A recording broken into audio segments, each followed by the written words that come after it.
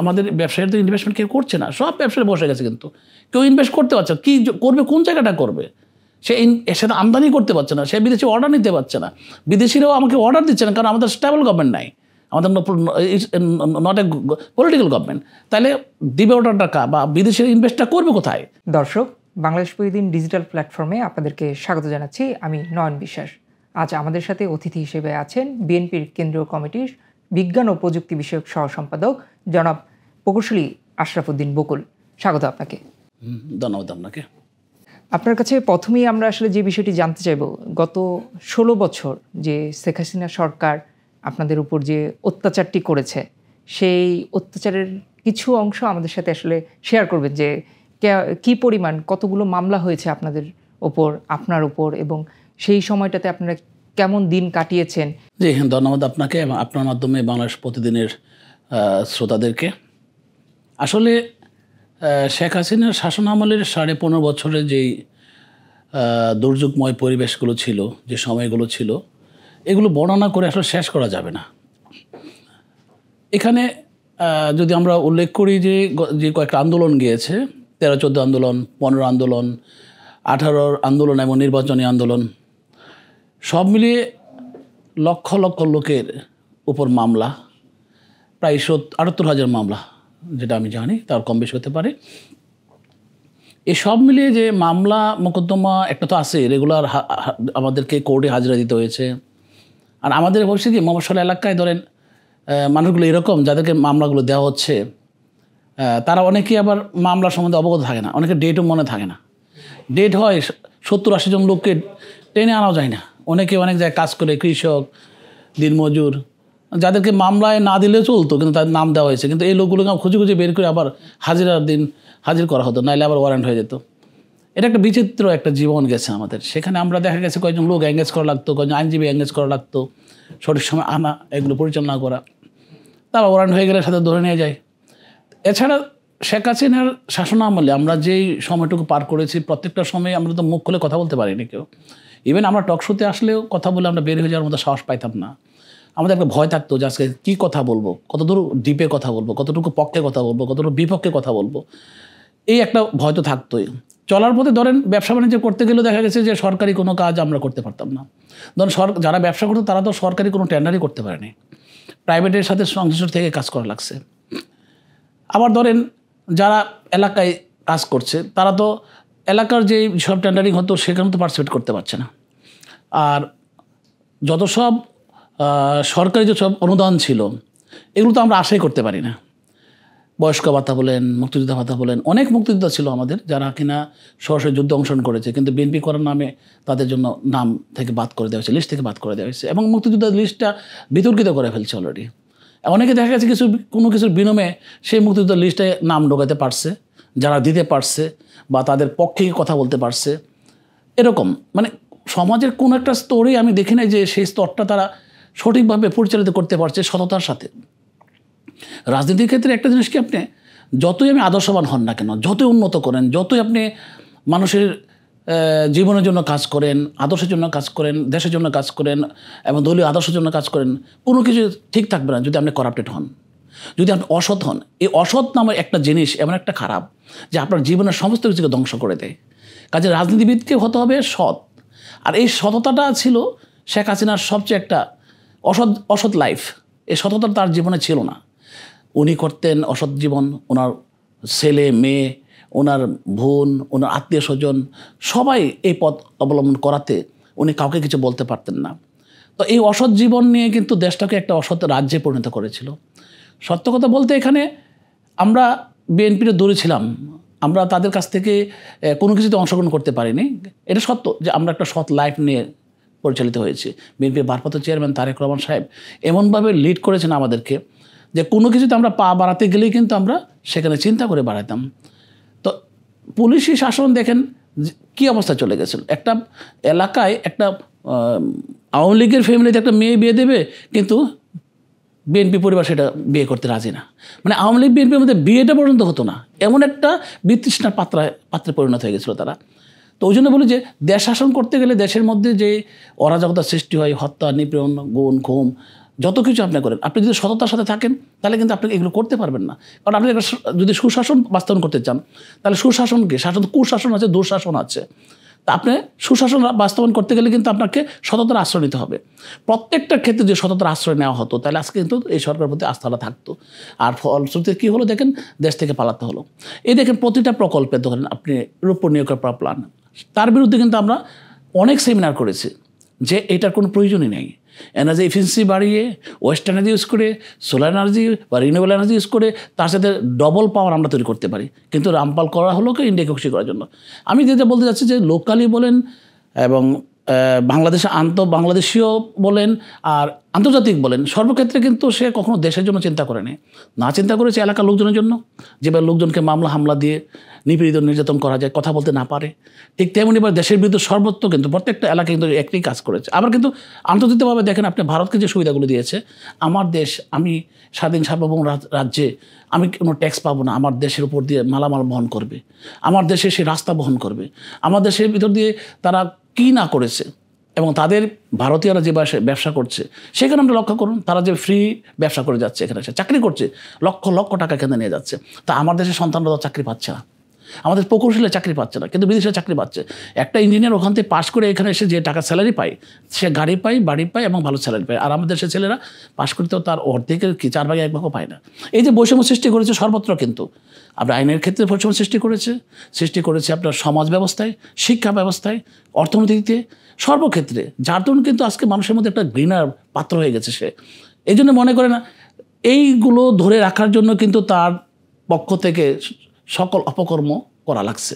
সে অপকর্ম করতে গিয়ে দেখা গেল যে তাকে পুলিশ বিভাগ, বিচার বিভাগ সব ক্ষেত্রে তাকে এদেরকে ব্যবহার করা লাগছে তার নিজের মতো করে, দমন নীতি দিয়ে, নিপীড়ন নির্যাতন করে। এইগুলো করতে করতে দেখা গেছে যে একসময় সে আর ফিরে আসতে পারছে না। আমরা কিন্তু প্রত্যেকটা জিনিসের প্রতিবাদ করেছি, প্রত্যেকটা জিনিসে কিন্তু আমরা সেমিনার করে করে তাদেরকে বলেছি যে তুমি পদ্মা সেতু করছো, ভালো কথা। তার পদ্মা সেতু যেটা ছিল বিএনপির আমলে 7 বিলিয়ন কে 8 বিলিয়ন, তারপর সেটা 10 বিলিয়ন, 15 বিলিয়ন, তো সেটা 34 বিলিয়ন, লাস্টে এটা 44 বিলিয়নকে পৌঁছলো। কেন? এই যে করাপশন করতে করতে করতে করতে এমন পর্যায়ে চলে গেছে যে যেখানে কোনো আন্তর্জাতিক টেন্ডার হয় নাই, দেখা গেছে যে সেখানে তারা যা ইচ্ছা তা করছে, যেভাবে ইচ্ছা সেভাবে তারা বাজেট বাড়িয়েছে। তো এই জন্য বলি, আইনের শাসন যদি না থাকে, সুশাসন যদি না থাকে, সততার জীবন যদি না থাকে, একটা সরকার যদি সৎ লাইফ লিড না করে, একটা পলিটিক্যাল লিডার যদি সৎ লাইফ লিড না করে, সে কখনো তার অধীনস্থ লিডারদেরকে সে নিয়ন্ত্রণ করতে পারে না। এটাকে মনে রাখতে হবে। এইটাই হলো সবচেয়ে বড় বাধা তার জীবন হয়ে দাঁড়িয়েছিল। কিন্তু বিএনপির ক্ষেত্রে দেখেন, বিএনপির দেশনেত্রী বেগম খালেদা জিয়া, উনি এত সৎ ছিলেন যে ওনার বিরুদ্ধে কিন্তু কোনো মামলা দিতে পারে না, অসৎ কোনো মামলা দিতে পারে না। সামান্য একটা মামলা, চ্যারিটেবল মামলা যেটা দিল অরফানেজ থেকে চ্যারিটেবল, কিন্তু টাকা তাকেই রয়ে গেল, কিন্তু মিথ্যা মামলা দিয়ে তাকে 5-7 বছরের জেল দিয়েছে। নেত্রী কিন্তু আপোষ করেননি, নেত্রী কিন্তু জেল খেটেছেন। আজকে এই যে জীবন, আমরা অবশ্যই স্যালুট করি বিএনপির এই চিন্তা চেতনাকে, যে সততার জীবনযাপন করে দেশকে পরিচালনা করলে, দলকে পরিচালিত করলে অবশ্যই দলের নেতাকর্মীরা ভালো হবে। আমি মনে করি যে দুঃশাসন, দুর্নীতি দিয়ে যেভাবে ঢেকে ফেলা হয়েছিল, সেখান থেকে বের হয়ে আসতে গেলে বর্তমানে বিএনপির ভারপ্রাপ্ত চেয়ারম্যান তারেক রহমান নেতৃত্বে আবার দেশকে আমরা গড়ে নিতে পারবো। আমি যতটুকু জানি আপনি নরসিংদী 5 আসন থেকে নির্বাচন করতে যাচ্ছেন, তো সেক্ষেত্রে আপনারা তারেক জিয়ার 31 দফাকে কিভাবে বাস্তবায়ন করছেন এবং কি নির্বাচনকে সামনে রেখে আপনারা এলাকার জন্য কি মেসেজটা দিতে চাচ্ছেন? হ্যাঁ, ধন্যবাদ আপনাকে। আসলে তারেক জিয়ার বিএনপির ভারপ্রাপ্ত চেয়ারম্যান তারেক রহমানের যে 31 দফা আছে রাষ্ট্র সংস্কারের জন্য, আমি তো বললাম আপনাকে যে রাষ্ট্রের প্রতিটা সেক্টরকে ধ্বংস করে দেওয়া হয়েছে, সেখানে এটাকে সংস্কার করে সুন্দর করে সাজানোর জন্য কিন্তু ওনার এই পরিকল্পনা। আমি যদি আপনাকে সিম্পল একটা দফা এক্সপ্লেন করি, এখানে 31 দফা এক্সপ্লেন করতে গেলে আমার 2 দিন সময় লাগতে পারে মিনিমাম। আমি একটা কৃষি নিয়ে আপনাকে কথা বলি। ধরুন আমি তৃণমূলে কাজ করছি, আমার মতো অনেকেই তৃণমূলে কাজ করছে, এবং তারেক রহমান সাহেবও কিন্তু আরও 20 বছর আগে তৃণমূলে কাজ করে গেছেন, এবং উনি কাউন্সিল করেছেন, তৃণমূলে গিয়ে ইউনিয়নে গিয়ে উনি মিটিং করেছেন, উনি ওইখানকার খবরটা সব জানেন। যেমন কিছুদিন আগে যখন আমরা 31 দফার একটা কর্মসূচি করলাম নরসিংদীতে, আমার থিমটা আমি ওনাকে এক্সপ্লেন করলাম। যেমন আপনি ধরেন আজকে আমরা কৃষি নির্ভর বাংলাদেশ, কৃষি উন্নয়ন যদি আমরা না করি, যেমন 28 নম্বর দফাটা যেটা আছে, কৃষি উন্নয়ন দিয়ে শুধু বাংলাদেশকে উন্নত রাষ্ট্রে পরিণত করা যায়, অনলি কৃষি। সবাই কিন্তু কৃষি নিয়ে কথা বলে যে কৃষকের পণ্যকে নিশ্চিত করবে, সুরক্ষা করবে, পণ্য বিপণন সুরক্ষা করবে এবং তাদের রিটার্নটা সুরক্ষিত হয় সেটা করবে, কিন্তু কোনো সরকার কিন্তু সেটা করতে পারে না ভালোভাবে। যেমন উনি যে চিন্তাটা করছেন, ওনার যার এক্সপ্লেনেশন, আমি যে এক্সপ্লেনেশন দিলাম উনি একমত, এবং উনি যে বর্ণনাটা দিলেন, আপনি ধরেন একটা এলাকায় কোথাও কোনো এক ফসলি জমি আছে এবং বাকি এক ফসলি জমি হওয়ার পর বাকি সময়টা কিন্তু পানিতে ভরে যায়, এটা পলি জমে, সেখানে আমার সার লাগে না। তার মানে এরকম জমি কত প্রকার আছে, এটা একটা আইডেন্টিফিকেশন হবে। তার মানে কি আমার ওই সার দিয়ে চাষ করার জমি সার লাগে না, এটাকে আমি আলাদা করব, মানে হাইজেনিক ফুড তৈরি করার জন্য, হাইজেনিক ফ্রুটস, হাইজেনিক ভেজিটেবল তৈরি করার জন্য আমি একটা করবো, যেটা চাহিদা বাংলাদেশে কিন্তু প্রচুর, যারা কিন্তু হাই প্রাইস দিয়ে নেই, কয়েক গুণ বেশি প্রাইস দিয়ে কিনতে রাজি আছে, কিন্তু আমরা কেউ জানি না সেটা। আমরা জানি এলাকায় প্রচুর ল্যান্ড এবার পড়ে আছে, তাহলে এটা একটা গেল। পুকুর আছে, যেসব পুকুরগুলো আমরা সংস্কার করে ভালো চাষ করতে পারি। ধরেন এক এক এলাকায় এক এক ধরনের চেহারা, আমার এলাকায় পুকুরও আছে, বিলঝিল আছে, নদীও আছে, তারপর আমার উঁচু জমি আছে। কোনো কোনো এলাকা দেখেন আপনার শুধু লাল মাটির এলাকা, সে পুকুরটুকু কিছুই নেই। তাহলে বাংলাদেশের বরিশাল চিন্তা করলে আরেক ধরনের চিত্র। উনি কিন্তু প্রত্যেকটা এলাকা সেইভাবে কিন্তু উনি একটা রোড ম্যাপ তৈরি করছেন, যে কোন এলাকায় গিয়ে আমরা কোন ধরনের ট্রিটমেন্ট করলে আমরা ওই এলাকা থেকে আমাদের ওই কৃষি নির্ভরশীলতাটাকে, কৃষি উন্নয়নটাকে তুলে নিয়ে আসতে পারবো, যেটা নিয়ে আগে কোনো সরকার এত গভীরভাবে চিন্তা করেনি। এখন উনি চিন্তা করছেন মডার্ন ওয়েতে। যেমন সেকেন্ড আরেকটা জিনিস হলো, আপনাদের কিছুদিন আগে দেখলেন আপনি যে কফি চাষ হয়েছে, কিন্তু কফি গরুকে খাওয়াইছে এবং জমিতে ফেলে দিয়েছে। কেন? বিকজ এটা আনপ্ল্যান্ড ওয়েতে হচ্ছে। কারণ আমার দেশে যে কতটুকু ডিমান্ড আছে তা কেউ জানে না। এখন যদি আমরা আইটির মাধ্যমে আমরা এটা কন্ট্রোল করি, যে আপনি যদি মেসেজ দেন যে আমি কফি চাষ করবো এত বিঘা, তার আমার ডিমান্ড কত আছে, সেই ডিমান্ড অনুযায়ী রিপ্লাই আসবে নট অ্যাভেলেবেল। কারণ এটা করা যাবে না। কী করা যাবে? আলু করা যাবে। আলু যদি পরিপূর্ণ হয়ে যায়, ডিমান্ডে বেশ বাইরে চলে যায়, টমেটো আসতে পারে। এভাবে আমার কথা হলো before production if we control or manage it properly, মানে প্রোডাকশন আগে আমি কন্ট্রোল করবো। ধরুন এবার গতবার ছিল পেঁয়াজের দাম 250 টাকা, এবার হয়ে গেছে 30 টাকা। কেন? কারণ গতবার দাম হওয়াতে এবার বেশি চাষ করেছে। আবার আলুর যে বছর বেশি দাম হয়, পরের বছর চাষ করে, পরের বছর এটা ফেলে দিতে হয়। হিমাগার পর্যাপ্ত থাকলে কেউ, হিমাগার থাকলে লাভ কি? হিমাগার তো আপনি ঠান্ডা করবেন, এসি ইউজ করবেন, বিদ্যুৎ ইউজ করবেন, সেটা দাম তো আরও বাড়বে। কিন্তু আমার কি দরকার? আমার প্রি প্ল্যান করতে আমাকে কন্ট্রোল করা দরকার, যে আমি প্রত্যেকটা ফসল কন্ট্রোল করবো অ্যাজ পার মাই ডিমান্ড। আমার ডিমান্ডের বাইরে আমি প্রোডাকশন করতে দেবো না। এবং তারপর আমি দেখবো যে আমার এক্সপোর্ট করতে পারে কোন প্রোডাক্টটা, আমি সেটাকে আমি উৎপাদনের জন্য উৎসাহিত করব। বিদেশি অনেকগুলো ফ্রুটস আছে যেগুলো আমরা আমদানি করি, যদি আমরা প্রোডাকশন করতে পারি তাহলে আমার আমদানি নির্ভরশীলতা কমে যাবে। তো তারেক রহমান সাহেব এইভাবে ভাবছেন যে প্রত্যেকটা উর্বর জমির দিকে একদম মূল্যায়ন হবে। আবার প্রোডাকশন আগে আমি যদি ম্যানেজমেন্টে হাত দিয়ে আমি ম্যানেজ করতে পারি কৃষকদেরকে, তাহলে দেখা যাবে যে বাড়ি বাড়ি গিয়ে আমরা নিয়ন্ত্রণ করে করে সফটওয়্যার মাধ্যমে নিয়ন্ত্রণ করব। দেখা যাবে যে আমার প্রোডাকশনটা হবে পরিমিত, তাহলে প্রকৃতভাবে কৃষক সেটা পাবে।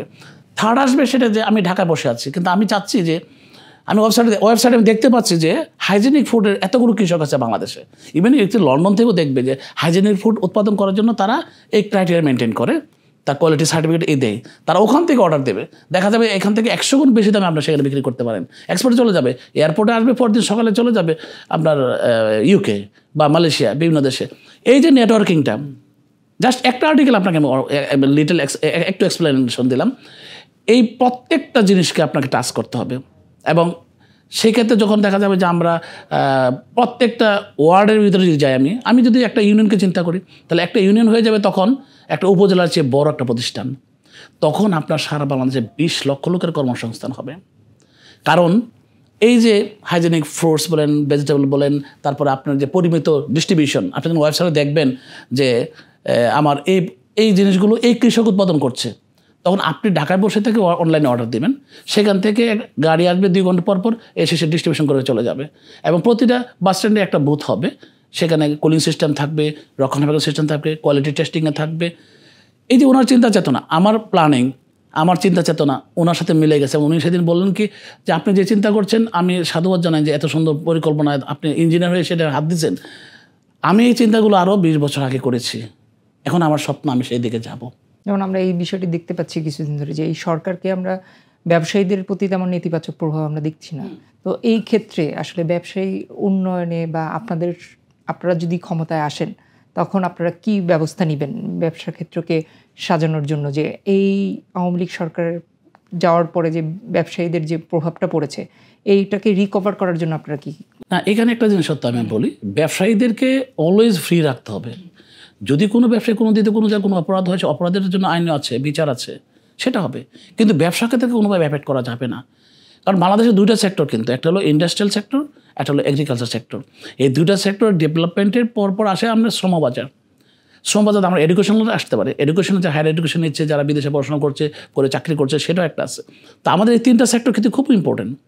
তিনটা সেক্টরের মধ্যে এখন মনে করেন ইন্ডাস্ট্রিয়াল সেক্টরটা অনেক বড় সেক্টর, যেটা কিনা একটা বড় রোল প্লে করে আমাদের রিজার্ভকে বাড়ানোর জন্য এবং আমাদের সে মান উন্নয়নের জন্য, আমাদের সে কর্মসংস্থানের জন্য। এখানে দেখেন, আমি যদি ব্যবসায়ীদেরকে আমি রিলিজ না করি, ব্যবসায়ীদেরকে আমি ফ্রি না রাখি তার ব্যবসা প্রতিষ্ঠান চালানোর জন্য, এবং তাদেরকে আমরা সুযোগ সুবিধা না দেই সর্বক্ষেত্রে, কোনো সরকার পাবে না, কোনো সরকার পারবে না। আমি গ্যারান্টেড। কেন? আমি জানি, আমি একজন ব্যবসায়ী হিসাবে আমি বুঝি, কারণ আমি ইন্ডাস্ট্রিয়াল সেক্টরে যেহেতু আমি সরকারি টেন্ডারিং করতে পারি না, আমি ইন্ডাস্ট্রিয়াল সেক্টরে আমি কমপক্ষে 500 ইন্ডাস্ট্রিতে কাজ করেছি। কিন্তু আমি দেখেছি এখন যে ইন্ডাস্ট্রিয়াল সেক্টরের বিজনেসম্যানরা আছে অনেকে বসে গেছে অলরেডি, কারণ ডলার নাই, আপনি ইম্পোর্ট করতে পারেন না। একটা নেগেটিভ পয়েন্ট, কারণ ফেসিবাদ সরকার যেভাবে দেশ থেকে ডলার পাচার করেছে, দেশ থেকে তো টাকা যায় না, যায় তো ডলার। টাকা তো থাকে মানুষের ঘরের ভিতরে, হুন্ডি ব্যবসা করে যখন, তখন টাকা বস্তা দিয়ে যায় ঘরে, আর ডলারটা চলে যায়। তা টাকা তো আমাদের দেশে আছে, চাই তো ডলার। তো ডলার যদি না আসে, আমার রিজার্ভ বাড়বে কীভাবে? আর রিজার্ভ না থাকলে তো আমি এলসি করতে পারছি না। তো এমন একটা পরিস্থিতি কিন্তু এই ব্যবসায়ীরা বসে আছে।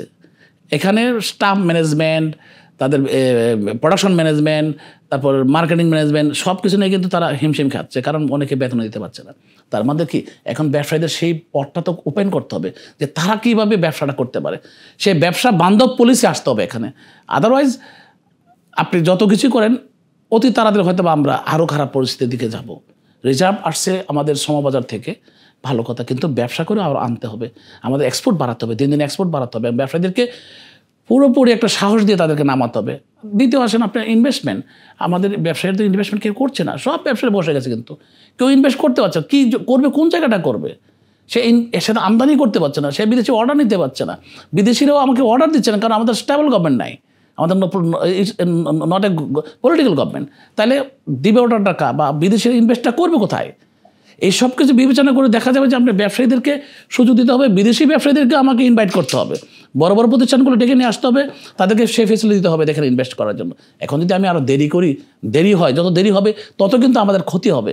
কারণ এই দেশটাতে যদি আপনার 3 মাস দেরি হলে মনে করবেন 3 বছর পিছিয়ে গেছেন আপনি। কাজেই আপনি যদি চিন্তা করেন, আমরা যদি 10 বছর আগে চিন্তা করতাম ডেভেলপমেন্ট যা হতো 1 বছরে, এখন ডেভেলপমেন্ট হয় 1 বছরে, 1 মাসে। কারণ আরও যদি 20 বছর আগে চিন্তা করি, যে 3 বছর যে ডেভেলপমেন্ট হতো, এখন 3 মাসে তার ডেভেলপমেন্ট হওয়ার কথা বা হচ্ছে। কেন? এখন গ্লোবাল আমরা একটা সিস্টেমে পড়ে গেছি, ডেভেলপমেন্ট সিস্টেমে পড়ে গেছি। এখন ক্লিক করলে আমি সব জেনে যাই। এখন একটা সাপ্লাইয়ের প্রাইস আপনি ক্লিক করলে জেনে যাবেন, কাজে ইজি হয়ে গেছে সব কিছু। এবং সেই ক্ষেত্রে যদি আমরা পিছিয়ে যাই ওয়ার্ল্ড মার্কেটে, তাহলে কিন্তু আপনার এই মার্কেট কিন্তু দখল করে নিব অন্যরা। আমি যদি শুধু অপেক্ষা করি যে আমি একটা সরকারি নির্বাচন দেব, বা আমি সুশৃঙ্খল পরিবেশ সৃষ্টি করবো, আরও সময় নেব, যত সময় নেব তত কিন্তু আমি পিছিয়ে যাচ্ছি। কারণ আমার ব্যবসায়ীরা মাঠে নামতেছে না, আমার ব্যবসায়ী ইনভেস্ট করছে না, আমার দেশীয় ইনভেস্টমেন্টটা উৎসাহিত হচ্ছে না, আমার বিদেশি ইনভেস্টমেন্টটা উৎসাহিত হবে কীভাবে? এই কথাগুলো মাথায় রেখে কাজ করতে হবে। কাজে এই সরকারকে আমি অনুরোধ করবো যত দ্রুত ব্যবসায়ীদেরকে নিয়ে বসে একটা সুন্দর পরিকল্পনা হাতে নেওয়া, যে আমরা কীভাবে এখানে ইনভেস্টমেন্ট বাড়াতে পারি, কীভাবে আমরা কর্মসংস্থান বাড়াতে পারি। আজকে যেভাবে ছাঁটাই হচ্ছে, অনেক লোকের চাকরি চলে গেছে। তো এই যে চাকরি চলে গেছে, তারা চাকরি পাবে কীভাবে? আমার তো সবার আগে দরকার তাদের চাকরি রক্ষা করতে গেলে আমরা ব্যবসা বাড়াতে হবে। ব্যবসা বাড়াতে গেলে আমার ব্যবসায়ীদের নিয়ে কথা বলা দরকার আছে। আপনার যে আসনটি আর কি, নরসিংদী 5 আসনে আমরা দেখতে পাচ্ছি অনেক দিন ধরেই আওয়ামী লীগের দুর্গ বলা হচ্ছে সেটাকে। সেখানে আমরা বিএনপির কোনো নেতাকে আমরা দেখতে পাচ্ছি না ওইভাবে নির্বাচিত হিসেবে সংসদে গিয়েছেন। তো এই ক্ষেত্রে আপনি কি মনে করেন পরবর্তী নির্বাচনে আপনাদের দলের কেউ ওখানে প্রতিনিধিত্ব করতে পারবেন কিনা? আসলে আওয়ামী লীগের দুর্গ না, আওয়ামী লীগের দুর্গ ওই অর্থে ভোটারবিহীন ভোটে যতটা নির্বাচন হয়েছে। ধরুন 91-এ আমরা যখন নির্বাচন করেছি, আমরা 1350 ভোটে আমরা দানের শীষকে পাশ করিয়েছি। এর পরবর্তী যত নির্বাচন হয়েছে, প্রত্যেকটা নির্বাচনে কারচুপি করেছে, এবং 2008-এও কারচুপি করেছে, এবং 18-তে গিয়ে ধরে আমরা 14-তে গিয়ে আপনার তো বিনা ভোটে পাশ করলো, 5 জানুয়ারি নির্বাচন বিনা ভোটে পাশ করলো। তারপর আপনি আসেন 18-তে তো রাতের অন্ধকারে শিল মেরে ফেললো। তো 24-এ তো ভোটারই নাই, কেউ নাই, রাস্তায় ফাঁকা। তো আপনি আসলে আওয়ামী লীগের দুর্গ না, এটা ভোটারবিহীন রাজ্যে সেটা একটা দুর্গ বলা চলে, যে জনগণ যদি ভোট দিতে না পারে, যেহেতু জনগণ ভোট দিতে পারেনি সেই অর্থে হইতে পারে, কিন্তু ফ্রি অ্যান্ড ফেয়ার ইলেকশন হলে ওরা জামানতই খুঁজে পাবে না। আপনার এলাকায় আরেকটি আলোচিত ঘটনা হচ্ছে যে ওখানে যে আমরা জানি যে টাটা যুদ্ধ বলা হয় যেটাকে, সে এই ক্ষেত্রে আপনারা কি করবেন? টাটা যুদ্ধটাকে নিয়ন্ত্রণ করতে পারবেন বলে আপনার মনে হয়? যে এটা নিয়ে তো এক ধরনের মানুষের মধ্যে উত্তেজনা কাজ করে যে ওই এলাকার মানুষ মানে হচ্ছে টাটা যুদ্ধ। এখন আপনারা সেটাকে কন্ট্রোল কতটা করতে পারেন? আমি আপনাকে এখানে বলি, টাটা যুদ্ধের জনক হলো আওয়ামী লীগ। তারা এত বছর, প্রায় ধরেন অনেক বছর, তো 6টা সংসদ তারা পাশ করেছে। তো পাশ করার পরে সেখানে তাদের শাসন আমলে টাটা যুদ্ধ কেন হলো? চরাঞ্চলের রাজনীতিটা প্রেক্ষাপটটা এরকম, যেমন 18 নির্বাচন আগে আমি বলেছিলাম যে 40,000 ভোটার চরাঞ্চল থেকে আউট, বিএনপি ভোটাররা আউট হয়ে গেছে। কেন আউট হয়ে গেছে? আওয়ামী লীগের যারা আছে তারা প্রভাব বিস্তার করছে। যখন আওয়ামী লীগ এমপি থাকে, আওয়ামী লীগের লোকজন প্রাধান্য বিস্তার করে বিএনপিকে বের করে দেয়। কেন বের করে দেয়? কারণ তারা স্বাচ্ছন্দ্যে শিল মারতে পারে। তো ভোটারবিহীন রাজ্যে যদি আপনি সেই ভোটারবিহীন একটা প্রযুক্তি চালু করেন, যে ভোটারবিহীন আপনি ক্ষমতাধর হন, তো সেক্ষেত্রে তো আপনি তো এটা বাস্তবায়ন করবেন। এগুলো করতে করতে কিন্তু আওয়ামী লীগের একটা টিম থাকে অলওয়েজ, যার জন্য নাকি বিএনপির সাথে মারামারিটা হয়, বিএনপি আবার চেষ্টা করে ওঠার জন্য। তো এই ক্ষেত্রে দেখা গেছে যে সন্ত্রাসীরা আওয়ামী লীগ দ্বারা লালিত হয়, এবং সন্ত্রাসীরা যে এখন যে যুদ্ধগুলো হচ্ছে এই সব আওয়ামী লীগের, যুবলীগের। এখন প্রশ্ন হলো যে তারা সাহসটা পাচ্ছে কোথায়? এটা একটা দুর্গম এলাকা। ধরুন আমি কিন্তু একটা টোটাল রোডম্যাপ দিয়েছি তাদেরকে, কেউ সাহস করে না এখন তো অপারেশন করার জন্য।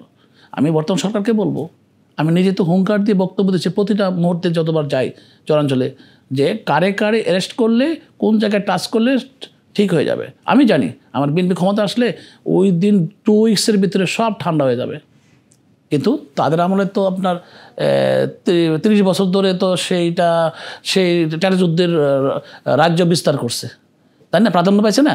তো তাদের চিন্তা চেতনা হলো ওটা দিয়ে তারা ভোটারবিহীন রাজ্য স্থাপন করবে। আর আমাদের কথা হলো সবার অংশগ্রহণের মাধ্যমে আমরা একটা সুন্দর পরিবেশ সৃষ্টি করতে চাই ওই এলাকাগুলিতে। কারণ আওয়ামী লীগের লোক যদি থাকে, তারা যদি ভোট দেওয়ার অধিকার থাকে তারা ভোট দেবে, সব দলের লোকের অংশগ্রহণ করবে, বিএনপি যা সব অংশগ্রহণ করবে। কিন্তু তাদের চিন্তা তো ছিল আমরা থাকবো, শুধু থাকবো, আর কেউ থাকবে না। তো ওই পলিসি করতে গিয়ে তো এই রায়পুরের টাটা যুদ্ধের প্রাধান্য পাইছে, কিন্তু আওয়ামী লীগ তো সেটাকে বাস্তবায়ন করছে। কিন্তু আমরা তো সেটা চাচ্ছি না। আমরা চাচ্ছি যে সবার অংশগ্রহণ করতে হবে এবং ফ্রি অ্যান্ড ফেয়ার ইলেকশনের সুন্দর পরিবেশ সৃষ্টি করতে হবে। তাহলে কি আমাকে সেরকমভাবে সুন্দর পরিবেশ সৃষ্টি করতে হবে? তার মানে যারা টোটালি সন্ত্রাসী আছে দেখবেন তো তখন তো এমনিতে সরে যাবে, নতুবা ভালো হয়ে যাবে।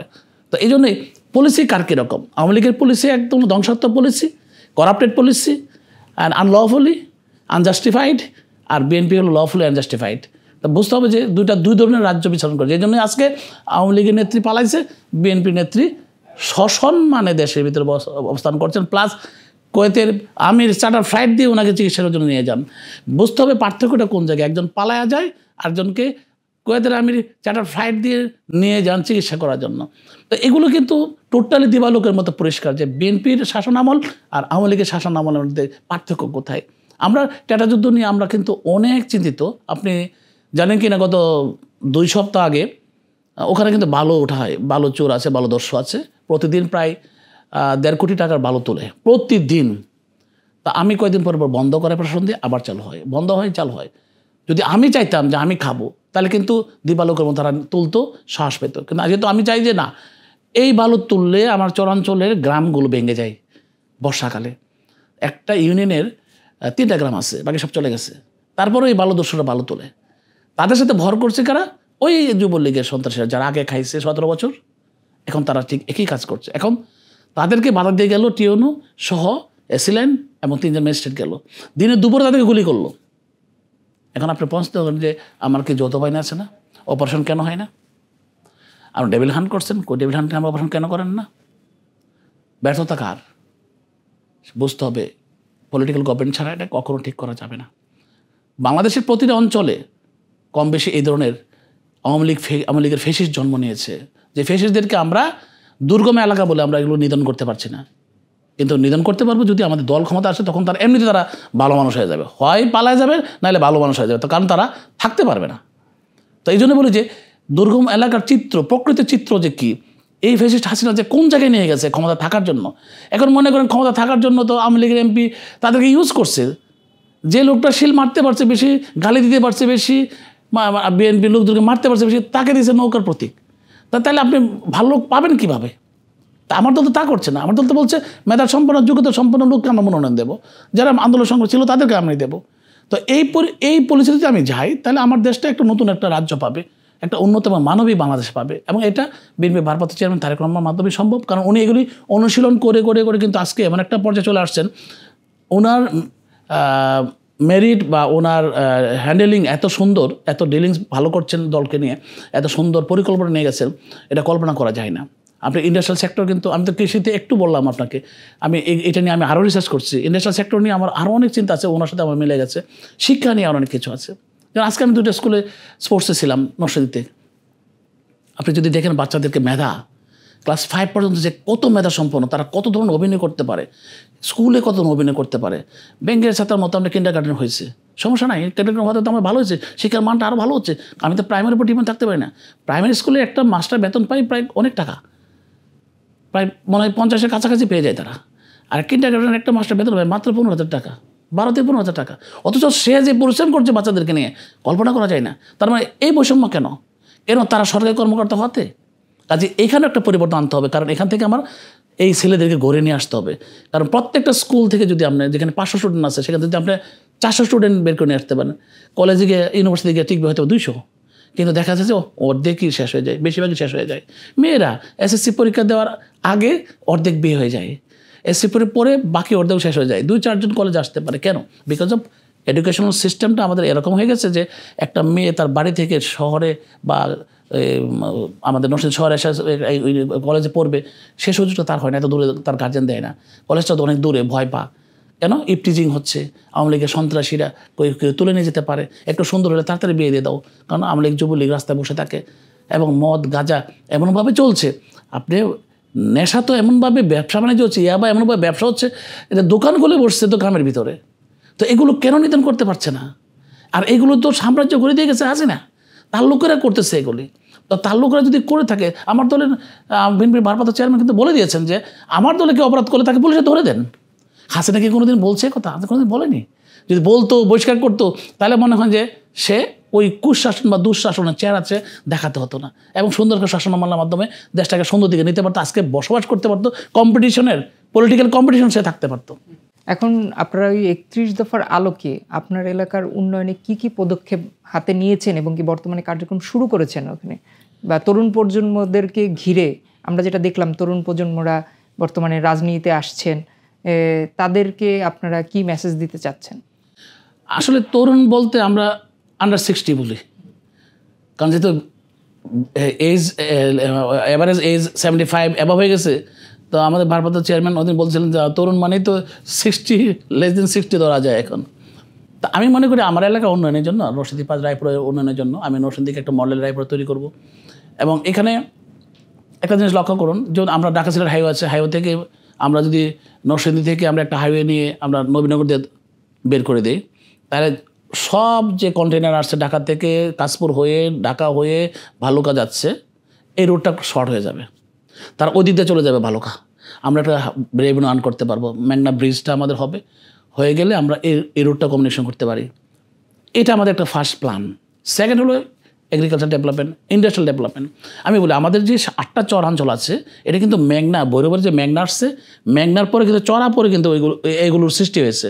8টা ইউনিয়ন হয়েছে চরাঞ্চল, এবং এই চরাঞ্চলে আপনার জমি অত্যন্ত সস্তা, এবং ওখানে আমরা পর্যটক নগরী করতে পারি। কারণ ওই সেন্টারটা এমন একটা জায়গা, ঢাকা কাশপুর, ওখানটা আপনার মনে করেন চিটাগাং সাইড, এদের সিলেট বলেন, এদের নরসিংদী গাজীপুর বলেন, ওটা একটা সেন্টার বলা চলে।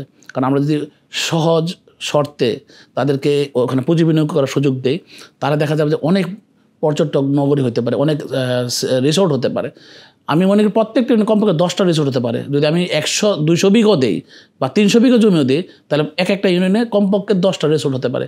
ওই প্ল্যানটা আমরা হাতে নিয়ে চলে যে কত বিঘা জমি জমিতে নদীতে চলে গেছে, আমরা বেড়িবাঁধ দিয়ে যে প্রত্যেকটা চরকে আমরা উদ্ধার করব। উদ্ধার করে সেখানে আমরা ওই রিসোর্স সিস্টেমটা দেবো, প্লাস সেকেন্ড হোম প্ল্যানিং, যেটা বিদেশে দেওয়া হয়ে থাকে, যেমন মালয়েশিয়া যে সেকেন্ড প্ল্যান দিচ্ছে, আমরা একটা কাউন্টার প্ল্যান দিতে পারি যে এইসব এলাকায় যদি কেউ বাড়ি করে সহজ শর্তে লোন নিয়ে অল্প খরচে করতে পারবেন। ঢাকা শহর থাকা দরকার নাই, নরসিংদী যাইতে লাগে 45 মিনিট, হাইওয়ে চালু হয়ে গেলে 45 মিনিট লাগবে যাইতে। তাহলে আপনার দরকারটাকে ঢাকা শহরে থাকা, এখানে আপনি গেজাগেজি করে এত টাকা খরচ করে ফ্ল্যাট কিনে কোনো প্রয়োজন নেই। মানুষের আবাসন সৃষ্টির জন্য আবাসন একটা নগরী করব আমরা সেখানে নরসিংদীতে। এবং আমার প্ল্যান আছে ডিজনিল্যান্ড করা, যে ডিজনি ফ্লোরিডা ডিজনিল্যান্ড আছে, হংকং ডিজনিল্যান্ড আছে, সাংহাই ডিজনিল্যান্ড আছে। একটা ডিজনিল্যান্ড দিয়ে একটা দেশ পরিস্থিতি লাভ করে, যেমন ইউকে ডিজনিল্যান্ড। আপনি যদি যান সেখানকার কারুকার্যক্রম এমনভাবে সাজানো থাকে, দেশের কীর্তি, কালচার, এন্টারটেনমেন্ট সব কিছু মিলে ছোটো বাচ্চাতে শুরু করে বৃদ্ধ পর্যন্ত সেখানে সে এন্টারটেন করতে পারে। তো ওই এন্টারটেনমেন্ট একটা জগৎ তৈরি যদি করি আমি সেখানে, তাহলে বাংলাদেশ পরিস্থিতি লাভ করবে ওই রায়পুর আর ওই চরাঞ্চলের সেই ডিজনিল্যান্ড দিয়ে। তা আমার এই পরিকল্পনায় ধরুন শিক্ষা নগরী করা, শিল্প নগরী করা, পর্যটক নগরী করা, পাশাপাশি ওয়েস্ট এনার্জির উপরে কাজ করা, সোলার এনার্জির উপর কাজ করা, সেখান থেকে সেলফ এনার্জি উৎপাদন করে স্টোর করে সেখানে বিতরণ করা। এই সব পরিকল্পনা নিয়ে আমি রায়পুরকে নিয়ে যেভাবে ভাবছি, সেই জিনিসটা হয়তো বা আমাদেরকে দেখে আরও অন্যেরা ভাববে। এবং বিএনপির ভারপ্রাপ্ত চেয়ারম্যান তারেক রহমান কিন্তু এই প্ল্যান দেখে শুনে উনি নিজে বলছেন যে হ্যাঁ আমি নিজেও এই জিনিসগুলো নিয়ে চর্চা করছি, যে এক একটা এলাকার চিত্র এক এক রকম। আমি বললাম না শুরুতে যে বরিশালের চিত্র একরকম, আবার ওই শ্রীপুর গাজীপুর দিকে চেহারা একরকম। কাজে এক এক এলাকার এক এক প্ল্যানিংয়ে যেতে হবে আমাদেরকে, যাতে করে নাকি শিল্পায়ন হয়, পর্যটন নগরী হয়। যেখানে পর্যটন নগরী করা যায়, কোনো জায়গা আছে পর্যটন নগরী করতে গেলে এক্সপেন্সিভ, কিন্তু আমরা চলে যাবো ওই দিকে। মানে স্থান ভেদে আমাদেরকে চিন্তা করতে হবে কোনটা ফিজিবল, কোনটা আমার দেশকে উন্নয়নের দিকে নিয়ে যাবে, তাই না? আপনি যদি ঢাকার আশপাশে চিন্তা করেন একটা রিসোর্ট, এক্সপেন্সিভ ল্যান্ড, আপনি বেশি দিন রাখতে পারবেন না, কয়েকদিন পরে ল্যান্ড দাম আরও বাড়বে, এই রিসোর্ট থাকবে না, পোষাবে না। কিন্তু আমরা যদি ওই সব ল্যান্ডে করতে পারি তাহলে দেখবেন যে সেটা ফিজিবল হবে এবং মানুষ গিয়েও শান্তি পাবে। চতুর্দিকে পানি। তো এই যে আমি ইতালি ভিনসেন্ট সিটির মতো যে চিন্তা করি যে আমার একটা চরাঞ্চলে আমি সাজাবো, সেটা আমি করতে পারি।